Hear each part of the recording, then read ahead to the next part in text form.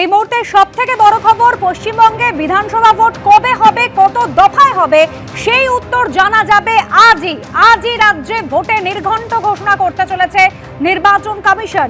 বিকেল 4টে বিজ্ঞান ভবনে সাংবাদিক বৈঠক নির্বাচন কমিশনের।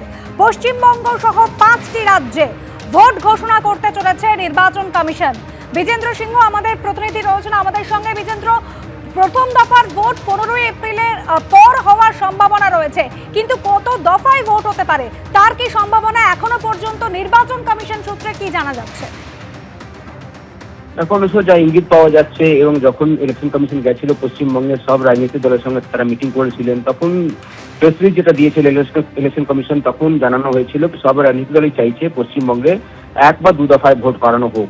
তবে প্রেস কনফারেন্সে চিফ ইলেকশন কমিশনার জানিয়েছিলেন আইন শৃঙ্খলার পরিস্থিতি কেমন রয়েছে সেটা দেখেই তারা সিদ্ধান্ত নেবেন কি কত দফায় ভোট হবে। তবে আজকে যখন 4টের সময় প্রেস কনফারেন্স ডাকা হয়েছে ইলেকশন কমিশনের তরফ থেকে, সেখানে 5 রাজ্যের শিডিউল অ্যানাউন্স করে দেওয়া হবে, কবে ভোট এবং কবে গণনা এবং কখন মেয়াদ শেষ হচ্ছে বিধানসভাগুলির, সেটাও আজকে ইলেকশন কমিশনের তরফ থেকে জানানো হবে। তবে যেটা সূত্র মাত্র জানা যাচ্ছে কি 2 থেকে 3 দফায় পশ্চিমবঙ্গে ভোট হতে পারে।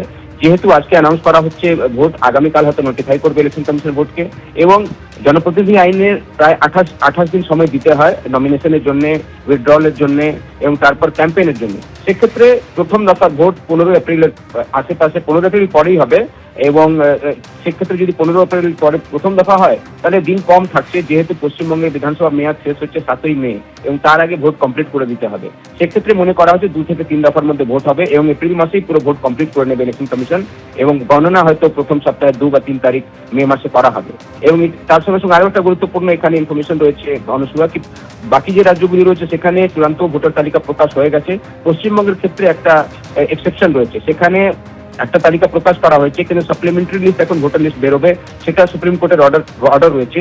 60 লক্ষ ভোটার এখন অ্যাডজুডিকেশনে রয়েছেন, তাদের ভাগ্য কি, তাদের কার কার নাম ইনক্লুড হবে, সেটার জন্য একাধিক সাপ্লিমেন্টারি লিস্ট বের করবে ইলেকশন কমিশন, সেটা সুপ্রিম কোর্ট বলেছিল। এখন অব্দি কোনো লিস্টই বেরোয়নি। তবে নেক্সট হিয়ারিং সুপ্রিম কোর্টে রয়েছে 24শে মার্চ। তার আগে এই প্রশ্ন উঠেছিল সুপ্রিম কোর্টের কাছে কি এত লক্ষ লক্ষ মানুষ ভোটাধিকার থেকে কি বঞ্চিত হবেন।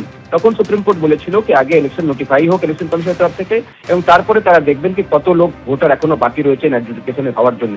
সেক্ষেত্রে 24শে মার্চ নেক্সট হিয়ারিং রয়েছে, হয়তো তার আগেও সুপ্রিম কোর্টে দ্বারস্থ হতে পারেন যারা বঞ্চিত হবেন সাপ্লিমেন্টারি লিস্টে, কেন কি তারা একটা প্রক্রিয়া ঠিক করে দিচ্ছিল সুপ্রিম কোর্ট, ট্রাইব্যুনাল গঠন হবে, যাদের যাদের নাম বাদ যাচ্ছে অ্যাডজুডিকেশনে তারা সেই ট্রাইব্যুনালের কাছে গিয়ে আপিল করতে পারেন।